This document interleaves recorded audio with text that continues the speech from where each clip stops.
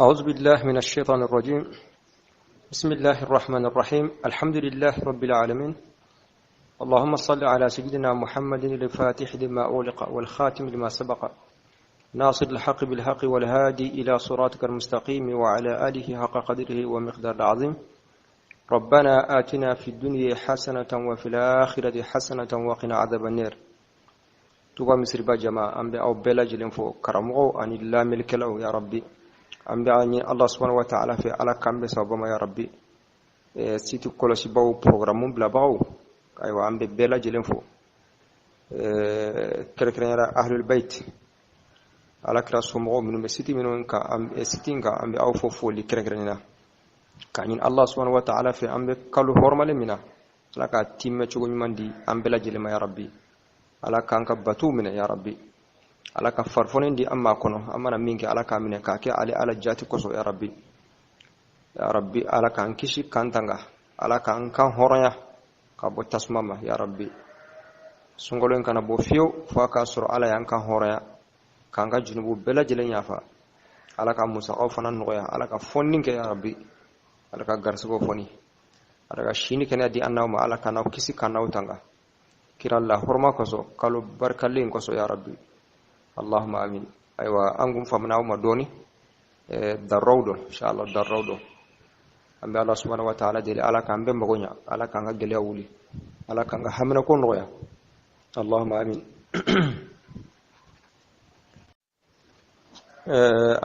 أندونا سوم بابولي كنوم بو أني والهنا كلينغالا والهنا من بي ينوبي سلي سوم مستحبو feminun kanendo sunkono ani feminun konendo abena do fawla muqaddima iziya muallifu ko fasilun ne franfasiya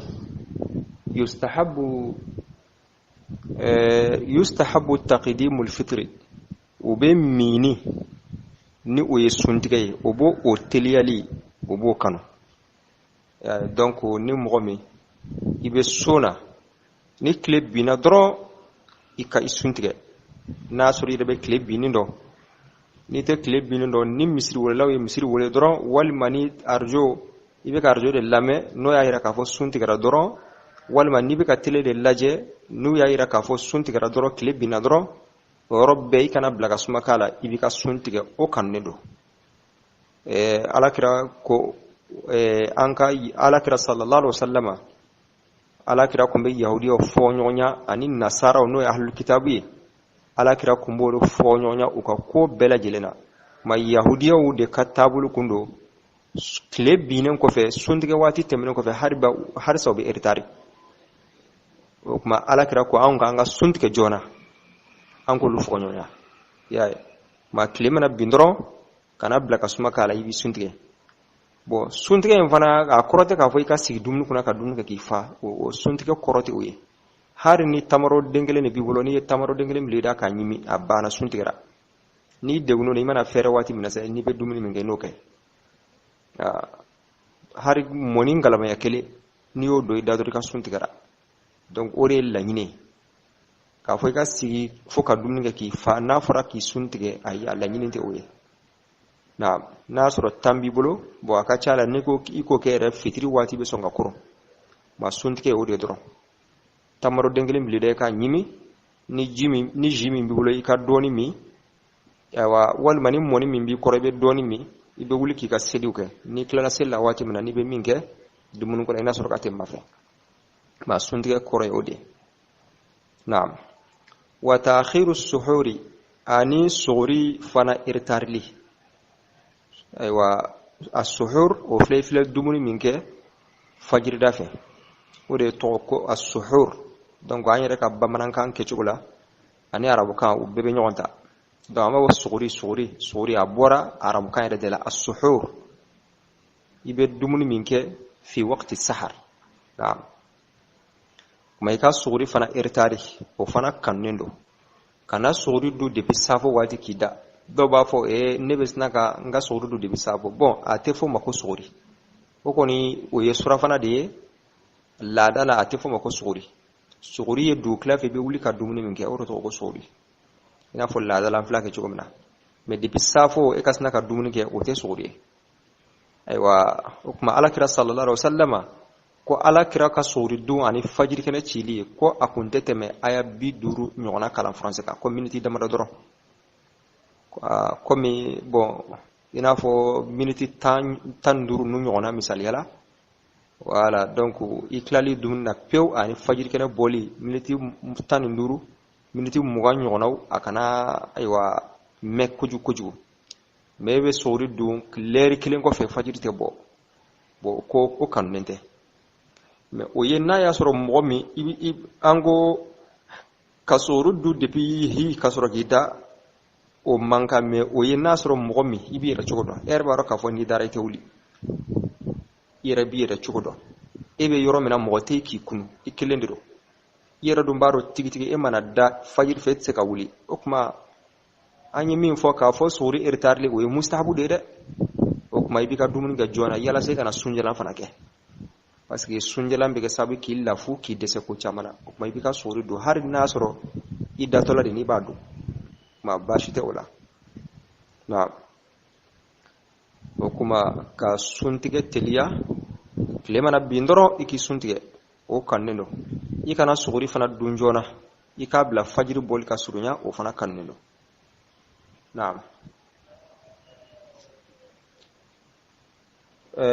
wa kaful lisani ani nemnani o fana kannindo anil hadayani ka bom mana kama al hadayani mana kan kuma minu kuma jole nte wal fuhushi ani kuma cejugo aywa wal fuhushi ani juguma min al qawli ka binu kuma la batara kan mana kan ini iflaw be mana kaminum fo nyogonyina wal may be kuma fu minum fo aywa sungolo fe iki neminola o kannindo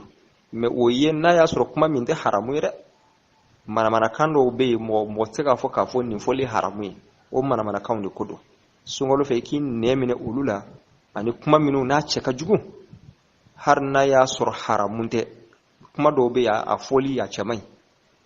me ta soro haramu fanate mo tsega fo ko haramu do me akuma fasu chamai kuma iki nemine ulla o kannindo sungolo la kuma haramu lo ngotere ina fo nenini walma mo korofo o na nyogonaw walma kam wollebu dobe faro junubu ka yede sungolo fe ni yoke o junubu ka bukateme kateme har sungolo ni awani sungolo te o kuma na fora mustahabu ya yoroyi o kuma minu ni junubu te ula me kuma chenyumande walma mana kan kuma fu aywa gerandala abe mana kaminu fo nyokoma ona nyokono me haramunte ne ninte mo korfote ona nyokono iki nemena la ode mustahabu kuma haramulo ngotera mo korfo kote neninin kote olu junubu dobe farokani naam wa tariku siwaki ani nyintereke toli fana kannendo be ratibi ni gesekene sungolo fe isune har ni sungolo te isune akera sungolo yo sungolo te o barajini sungo fenfe be foyano aywa akiri be bole o bede kan me do be sungolo ta o kagele ko sobe naam mani bi nyintereke ibi nyintereke ni gese jalay abebe sumbato yiki nyintereke sungolo aywa kile konna bela jelena sumbato abebe kile kurkara bela jelena yiki nyintereke me min kay ni bi nyintereke ka ke gese jala kana ke gese kene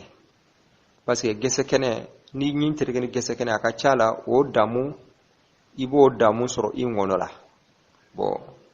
o kama manga wali ma burguru do be proto kata ikana mo kama iba ken gese jalai man ni nyintereke ni gese kene ni do proto la kata ingonola abe kesawe ka sunchiede ate kafara ko ndala do proto la kata ingonola abe sunchie me kafarate ala o chuko kelendo akanono tuni iki ida kolito ni pati parce que gese kene fora kumin kama o be pati fanala kitabu tigi kumana nuka wati ke chukudi kuma gese kene nyona mimbe an fe ano sa o pati ki nyintere kene pati e sungalo la danger do atoy iba atoy ni da tereke ne aye ni pati da musoro ingono la abika sunci o kama ika toy ni be fe ka da nyintereke yɛrɛ waati har ni sungalo tɛ ni be fe ka da ibi nyintereke o kaɲi kosɛbɛ ni be fe ka da ibi da koni pati o kaɲi yɛrɛ kosɛbɛ kosɛbɛ ɲin ka kɛnɛya sungalo do sungalo tɛ o bo cogo kelen ni ye sogri fana dumu n'a y'a sɔrɔ sungalo do ni ye sogri dumu dɔrɔn i da koni pati bo a ka ca la ni y'o kɛ hari tilegɔ ninnu waati fɛ ni sunɔgɔra ni wulila i mana ji k'i da kɔnɔ ka i bolo de k'a terikɛ dɔrɔn i da bɛ jɛ har n'a y'a sɔrɔ kasa dɔw bɛ yen o bɛɛ lajɛlen ka tigɛ ka bɔ da la o ka gɛlɛn o b'a fɔ ma ko alkhaluf sunbaatɔ kasa yɛrɛ kana ye e da la fiyewu o ma nɔgɔn o ka gɛlɛn o kuma i b'i hakili to nin waati fila la o bɛ kɛ sababu ye sunkalo kɔnɔna k'i da terikɛ ni pati a bɛ kisi o ma i datɔ la i b'i da ko ni pati ye walima n'i ye sogori dumuni tilala pewu i tɛna dumuni wɛrɛ kɛ i bɛ sɔrɔ k'i da ko ni pati ye k'a jɛ o bɛ kɛ sababu ye k'i dɛmɛ awa tile kɔnɔna la awa da kasabɔ ma naam wa tarikul mubalagati ani dana sedi toli fana kannen do fili madmadati dan muguri la wal istinshaqi ani ji doni nuna selji mustahabu la an tɛmɛna la ni bɛ fɛ ka ji do da kɔnɔ ka muri i ka ji la ta kosɛbɛ kosɛbɛ fa bɛ kɛ i n'a fɔ a ka se ŋɔnɔ ma ni bɛ ji do i nu fana la i ka ji sama kosɛbɛ fa bɛ kɛ i n'a fɔ a bɛ taa i nugo kɔnɔ mais ni sunnen do kan'o kɛ i b'o to yen o kanunen do parce que ni mi cogo dɔ dɔrɔn i ka sun bɛ tiɲɛ ni ko k'i k'o kɛ dɔrɔn awa i ka sun bɛ tiɲɛ o kuma i bɛ ji to da la ni ji do i da kɔnɔ kana to a ka taa yɔrɔ jan a ka to da ayiwa kɔnɔna la kana taa yɔrɔ jan kana ji fana sama ka taa i nun na i y'a faamu o kuma n'o tɛ ni mi cogo dɔ dɔrɔn a bɛ kɛ sababu k'i ka sun tiɲɛ naam kuma ni mɔgɔ min ye ji la taa kosɛbɛ walima i ye ji sama kosɛbɛ ni dɔ pɔgɔtɔla ka se ŋɔnɔ ma a bɛ sun tiɲɛ naam wa sawmu yawmi arafata ani u bɛ arafa don sunni kɔniya li ghayri al-haji u bɛ arafa don sun kanu naam wa sawmu yustahabu ani u bɛ arafa don sun arafa don sunni u b'o kanu li ghayri al-haji hiju kɛla tana ye mɔgɔ min tɛ hiju la arafa don ni o ye zulhijjati kalo tile 9 ye sini ye seliba ye bi seliba kalo tile 9 na naam ni mɔgɔ min tɛ sunna a tɔgɔ hiju la i ko sun o kanu do alakira ko sallallahu alaihi wasallam k'a bɛ ayiwa san 2 baraji san 2 junubu a b'o yafa salon junubu ani ɲina junubu k'a b'o yafa alakira ko tɛ mais ni mɔgɔ min hiju la o sen t'a la parce que ne y'a sun a bɛna kɛ sababu ye k'i lafu i ka hiju baaraw la o kama ni mɔgɔ min hiju la e t'a sun naam wa yawmu tasu'a ani tasu'a don suni o kannen do n'o ye muharram kalo tile 9 wa ashura ani ashura a don o ye belenkɔrɔ fura yɛrɛ don ye muharram kalo tile 10 o ye ashura a tile 9 o ye tasu'a awa o tile fila in suni kannen do alakira sallallahu alaihi wasallam alakira bole magan ka taa madina hijira kɔfɛ a y'a sɔrɔ ahlul kitabi bani israilakaw n'o ye yahudiyaw ye a y'a sɔrɔ u bɛ ka ashura a don fɛti u b'a sun ka don in bonya alakira y'u ɲininka mun de kɔsɔn u b'a kɛ o ko ala y'olu ka kira ani a ka mɔgɔ n'o ye olu bɛnbaw ye bani israilakaw ye olu kisira firawuna tɔɔra ma ala ye firawuna to ji la ka halaki ka bɛn ashura a don de ma ma olu bɛ ala barikada o nɛɛma in kan alakira ko n'o dɔn ne ni musa ka anw ni musa ka kan ka tɛmɛ aw kan o kuma alakira ye sahabaw yamariya ka don in sun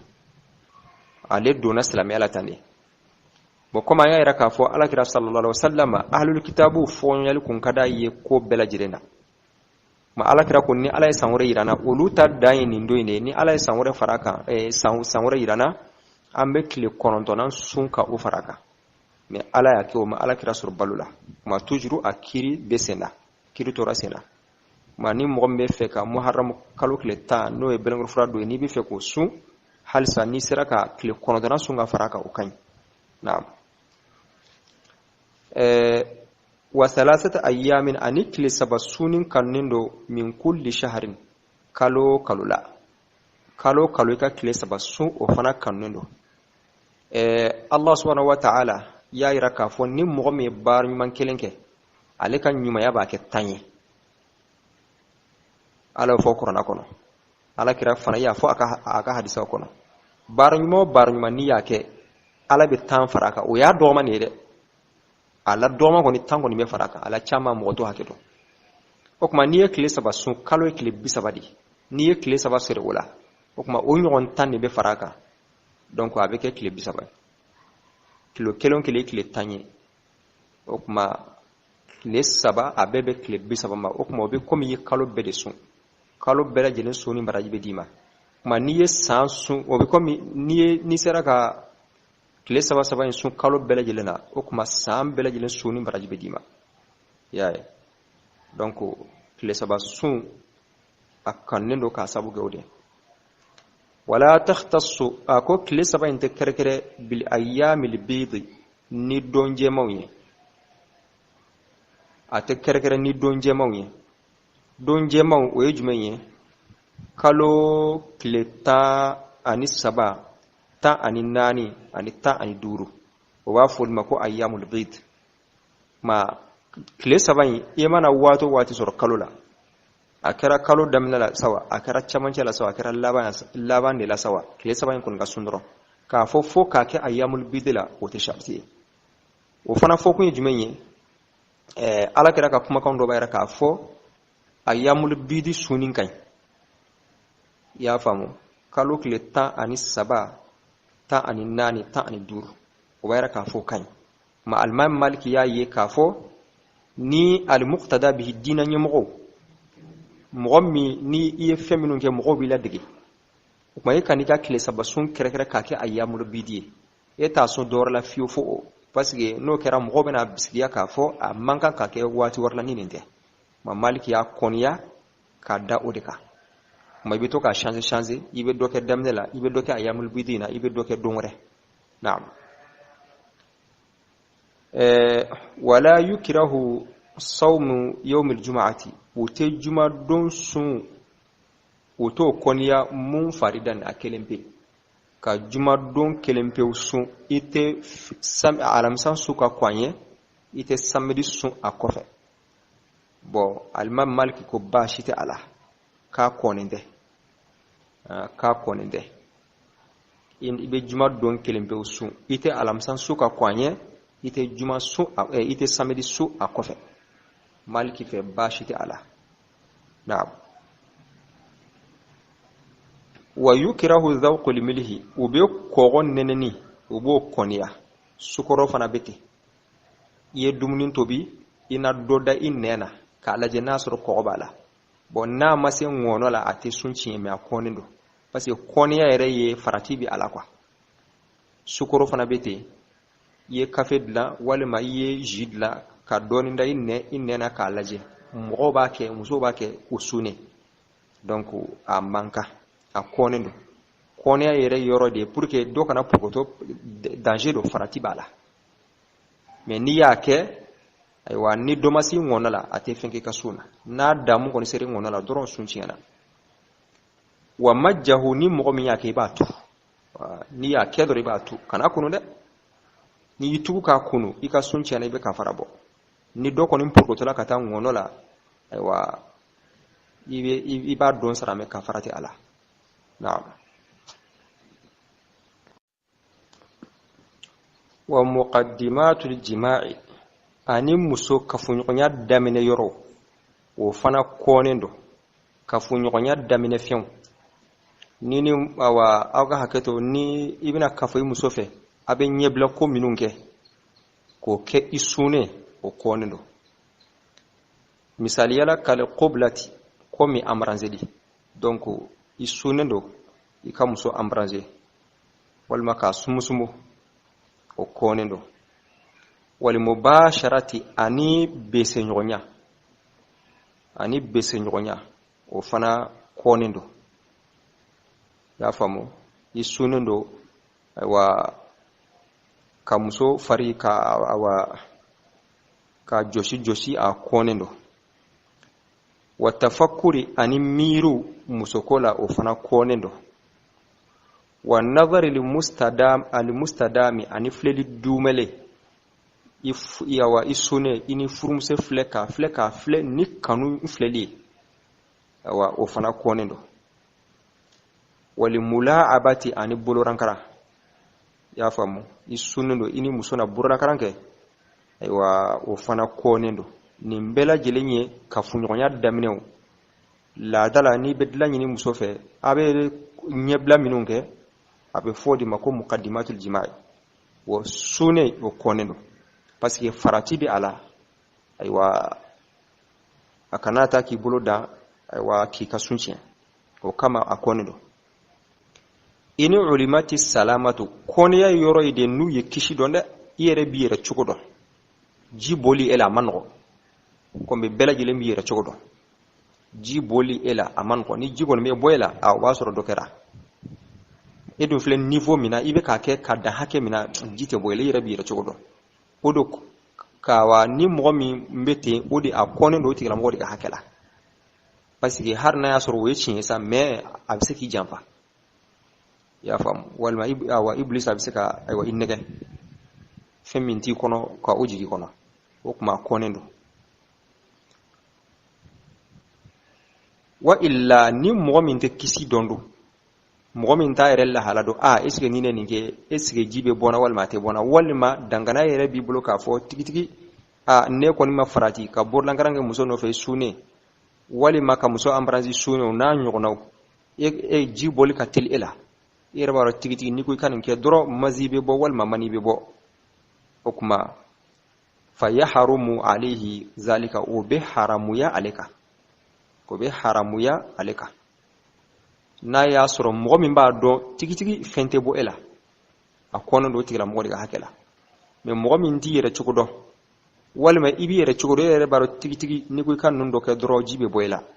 ma haramu yere do yaka ke koy ni ya ke har ni fe ma bo ela julmumila ya famu me ina fo fentigi ba fo chumina ashma tigi ba fo chumina okuma ni mo min nyetu ka kedu ni mazide bora ila ika sunchiena me kafarati ala iba don sar kafarati ala me ni mani de bori la sa okuma bayra ka fo etemana danka iba don sara kafara bala parce que mazi bol ka tili kateme ay wa maniuka har doni ndor mazi bi se ka bo mo ko tikele me maniuko ni no be boyro wasro dokera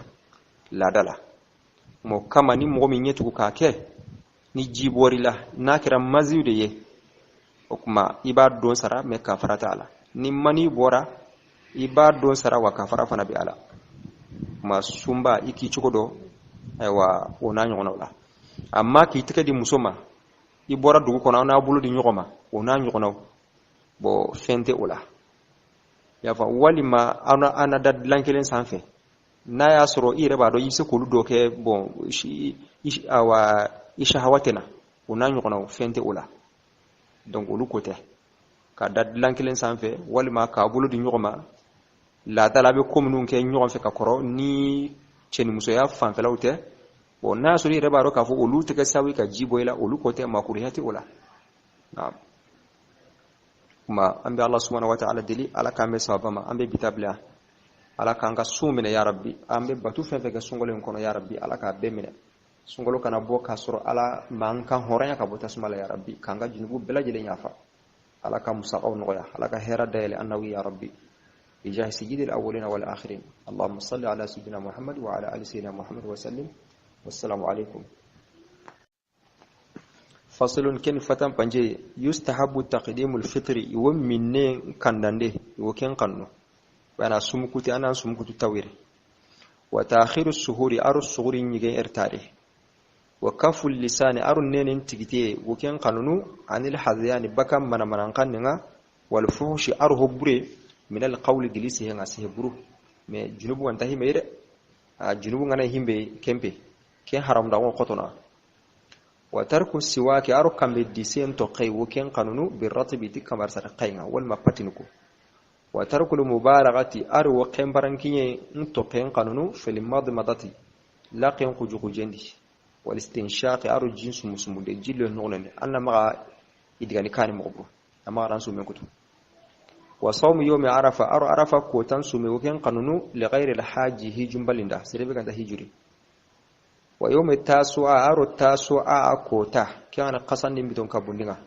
قصن دي قصن بدون كابوني وعاشوراء أرو قصن يمكوتا كم بدو هي لقانون دين وثلاثة أيام أرو بدو سكسومين قانون ديني من كل شهر قصو قصري ولا تختص بدو كسكن تقرقرني بالأيام البيض تي كوتا كلها كوتا كل قصو تمر سكو تمر نعطو تمر كرغو الله واسمنو قصو واتسوري ولا يكره الصوم يوم الجمعة إن الجمعة كوتان سوميون قنيني منفردا أباني كل بي على مثلا تسمنا كاني سيبين تسمنا هالي باش انتي ويكره الذوق لمله وسابين تموي وكيون قنيني والما سكر نكو ومجه مهم بكنانيا أواتهنا ومقدمات الجماع أركه لما أقول غيران وكين كان قنيني سوما ننده كالقملة قمي يارين أمبرزنده والمباشرة أرب بيسلمه والتفكر أرب ميرو يعرم بنتي والنظر المستدام أرو هين الدومان ده أن يو يقنا هين الدومان ده أيوة والملاعبة أرو كتران قتي كسوق نتني إني عرمات السلامة يغنا كيسينتو نانتي جينتا بكا سيربغا ناتو نانتي هونتا بكا ناتي كويويا كين كما نيا حقني أكو نتني وإلا سيربغا نتا كيسينتو أنت نملا حالاتو بتترين نانيا أرو بكا والماني واتو تيجي تغانا كويغو نيا بكا فيحرم عليه ذلك كن حرامنا يا نعم النور عديمة اللهم صل على سيدنا محمد وعلى آل سيدنا محمد وسلم والسلام عليكم